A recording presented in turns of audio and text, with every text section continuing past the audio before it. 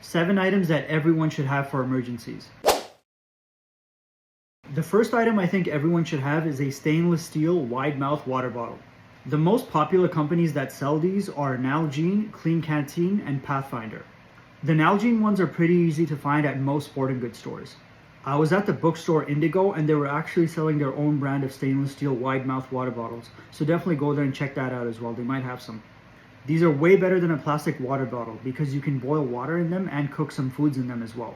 If the tap stops working due to some sort of emergency, you can't just go out to any river, pond, or lake and start drinking the water. You need to boil it to make sure it's safe first. The next one is Faraday bags and Faraday cases. They have many different purposes. One of them is in case you're being tracked on your device. It can block out all signal and stop the tracking. It can also protect your devices from an EMP attack.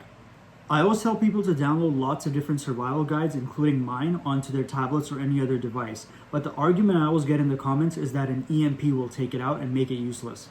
So a Faraday bag, a real one, is your solution. Don't just buy any Faraday bag from overseas. We have no idea if those will work when the time comes. There's also the issue of criminals coming to your door at night and using a device to repeat the signal of your key fobs and then stealing your car. They don't even have to go into your house at night. They can just stand at your front door and do it. This is happening a lot in my city right now. The solution to that is keeping your key fobs in a Faraday bag. So last time I mentioned Faraday bags, a lot of people in the comments were asking which ones I use or which ones I recommend. And it's actually these ones right here. They're from Off Grid Co. In case you guys were curious. They have ones for your laptops, tablets, cell phones, and keys, and many other devices. So this is the one I'm using for my iPad. And then this smaller one is going to be for my cell phone and my keys. These are really designed for your keys. This specific one is designed for your keys, but it also worked on my cell phone as well. I tested it out. If you guys are interested, go to my profile, click on beacons, scroll down, and you'll see Faraday bags approved by military and police. The next thing you should have is manual tools and repair materials.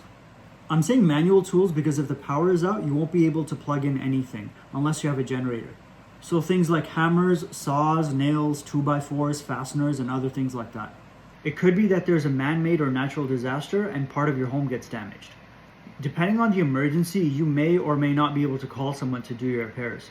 So you should at least have the tools and materials to turn something off, plug up a hole, or board up a window, things like that.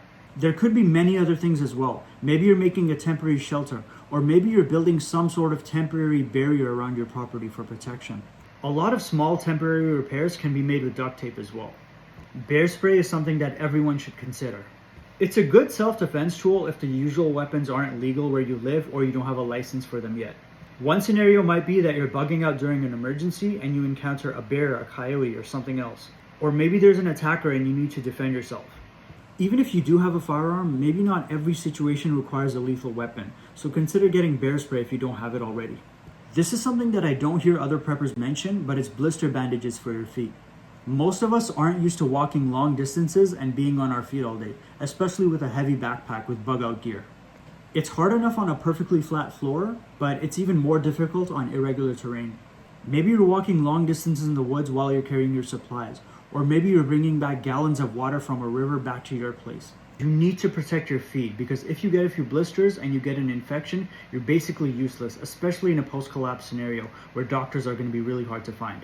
These patches can be put on in advance as a preventative measure, but they can also be used for treatment as well. You can get these at almost any big store, pharmacy, or sporting goods shops. Keep one pack at home and one in each of your survival kits or bug-out bags. Another thing you guys should consider is a book called Where There Is No Dentist. In a post-collapse scenario on a long enough timeline, it's basically guaranteed that you or someone in your family is going to have dental issues. Most preppers have a good idea on what to do in emergency first aid because either most people have taken a first aid course or you've seen videos about it on YouTube, and a lot of other preppers have talked about it. But knowing how to treat dental issues is also extremely important and not many people know how to do it. You could end up with some sort of infection, then your face gets swollen and you're in extreme pain. This book will explain how to diagnose common dental problems. It'll also explain how to use dental equipment, use anesthetics, remove teeth, and other fun stuff like that. If you get this book, I suggest you read it at least once in advance and not after it all hits the fan and your kid is crying from a toothache. The next thing every prepper should have is copies of all your important documents inside a waterproof bag. Copies of your ID, vehicle ownership, house deed, passport, and anything else.